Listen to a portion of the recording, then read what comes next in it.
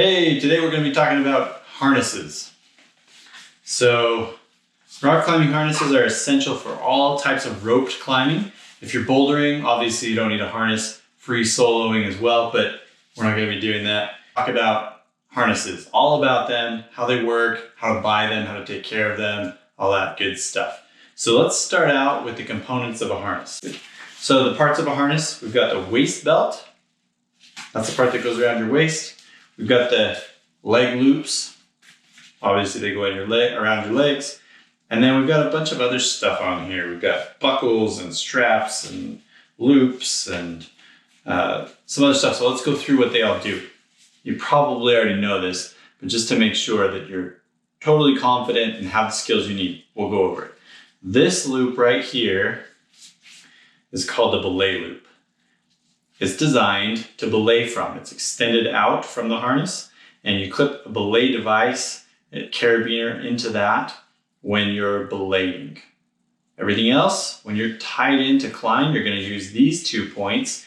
These are called the tie-in points. Sometimes we call those the hard points, but you're going to tie the rope through these points when you're tying in. You tie the figure eight or the whatever knot you're using right through those, not through the belay loop. It's not designed for that. You're going to tie right into the harness. The other points here, we've got back here, this is sometimes called a haul loop. You can hook on a tagline or other gear that you need to haul up while you're climbing. It's strong, but it's not strong enough to take a fall on. This is really just designed to adjust these elastic rubber bands for adjusting the leg strap height.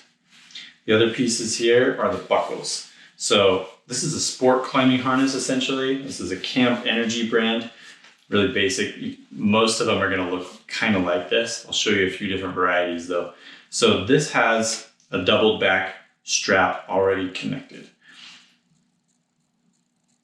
You can see there's 2 metal pieces right here. The 2 metal pieces mean that this is a self-locking strap. You just have to tighten it up to fit your waist and then you're good to go.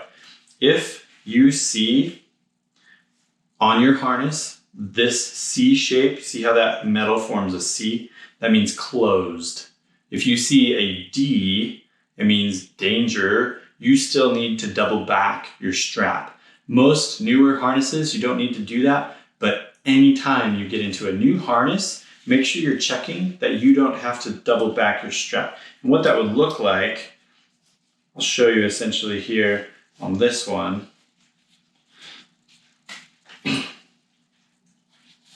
is if we came through and we saw, so I'll unstrap this.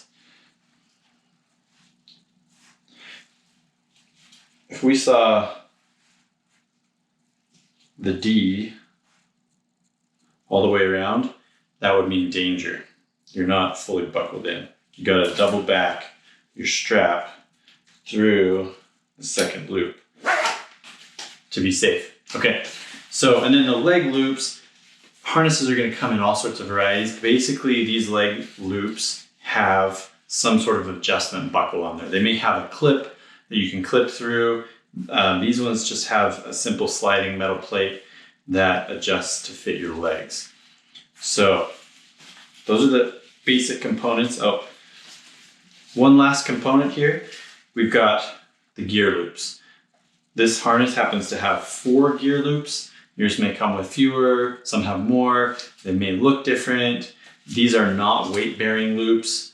These are designed to clip all your gear onto, all your carabiners and anchor gear and whatever you need, protection, it's going on there.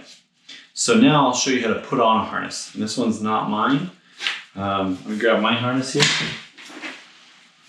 Mine has this Purcell Prusik hooked onto it. It's my anchor. So when you put a harness on, here's what you want to check. It's pretty simple. It's just like putting on a pair of pants. You want to grab the waist belt and the 2 leg loops like this. And what I often see rookies do, beginners will have these twisted around like this, or Sometimes they'll have this flipped over like that. So the whole leg waist belt thing is flipped over. You want to make sure that your hard points and your belay loop are lined up properly, and then grab the leg loops and then just step into it like a pair of pants.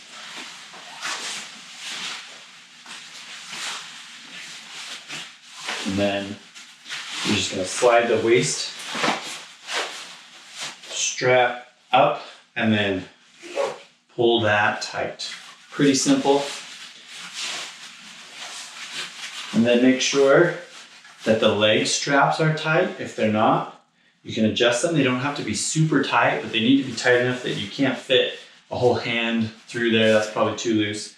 This will get pulled out of the way so we're not messing with it while we're trying to grab our gear.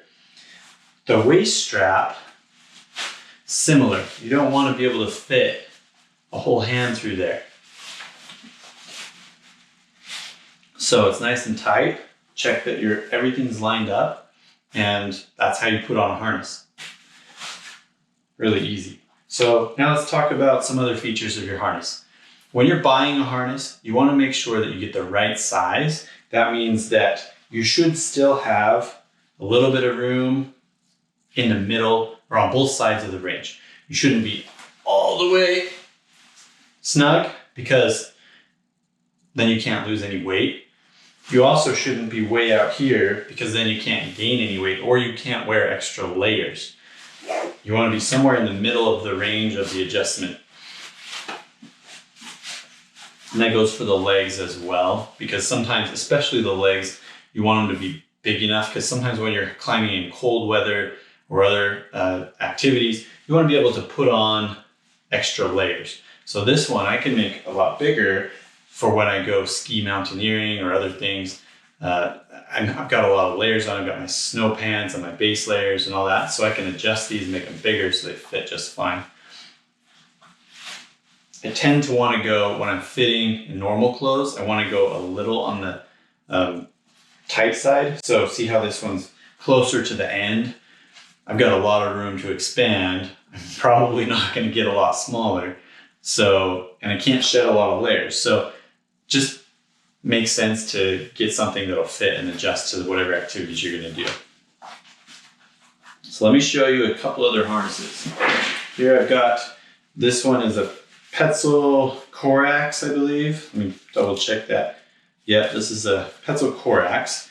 And this one has buckles on both sides. So I can adjust this one pretty quickly too. It gets huge. It's bigger than I need, and it's heavier than I need. This is kind of my guest harness when I take friends or other people climbing, because it's pretty widely adjustable and it's quick and easy to do these leg adjustments. These ones take a little longer, but these ones are fast. All the components are the same. It's got the gear loops, it's got the haul loop, everything looks about the same, right? So this one's just a little more padded, a little beefier, it's heavier. It's probably gonna do me better if I'm spending all day in the harness doing some alpine climbing or some other things like that. This one's lighter, it's not quite as padded. So I've got one more harness I'll show you here. This one is unique because I would never fit in it, but this is a kid's harness. So same concept, except instead of a waist belt, it's got shoulder harness. So it goes over the shoulders and clips across the chest. And then there's tie-in points right here that end up on your chest. And there's another hard point right up here on your shoulders if you need to lower somebody, or this can be used in a lot of different ways. But you tie in right here in the front. And what this does is it moves the tie-in point up on the kid's body and makes them so they don't flip upside down as easily. You can do that with a regular harness too, just by putting a shoulder, like a piece of a sling over your shoulder and clipping right here across your chest. That way, and then you're running the rope up through that beaner. That way you can't go upside down. But that's the kid's harness. Probably don't need to worry about those. but same concepts. What else am I missing here? So when you're buying a harness, you want to make sure that you try it on first. And you can usually do that by either going down to your local climbing goods store and just testing them out, or you can go to a climbing gym. Climbing gyms will let you climb in their harnesses, and you can try various models and see what you like and see what you don't. The challenge with the climbing gym is oftentimes, unless they're connected to a climbing store, they have a very limited selection, and they're usually geared just towards top roping. They may not even have gear loops or other features. You don't necessarily need those, but if you're looking to get the right size, oftentimes this Camp Energy size, I think this is a medium, the rest of their mediums are going to fit the same whether they've got the gear loops or not. And you can see down below in this course, I've got sizing charts for pretty much all the major manufacturers. So now let's talk for a second about, as I take this off, caring for your harness. You want to make sure every time you climb, you're inspecting all your points, just like all your other gear, your rope and everything else. You want to make sure that you inspect that these hard points and all the webbing and all the connections are secure and good. If it's starting to rip, it's time to retire it. You don't want to expose these to chemicals and extreme heat. You don't want to store them in the trunk of your car in the summertime. That will degrade it faster. You don't want to store them in direct sunlight either. Keep it in a cool, dark place where it's not going to get humidity and mold on it, and keep it away from any sorts of chemicals that may degrade the material. But really just common sense taking care of these things. They will save your life if you take good care of them. Just a couple other points on harnesses. When you're buying a harness, never buy a used harness. You don't know where it's been, how old it is, where it's been stored, any of that stuff. If it's been abused or taken some extreme falls, it's a bad idea to buy a used harness. I don't recommend it for anything where you're trusting your life to it. Also, retire your harnesses after about 10 years, even if they don't have any visible damage.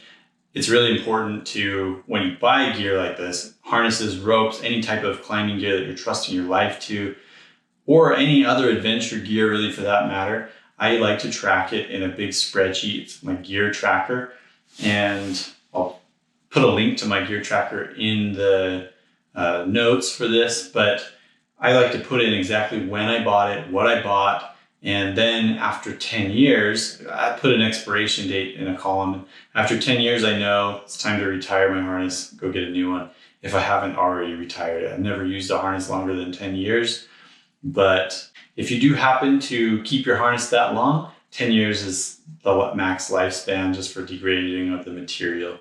So make sure you retire that and consult the manufacturer's instructions for any other specifics that I haven't covered here.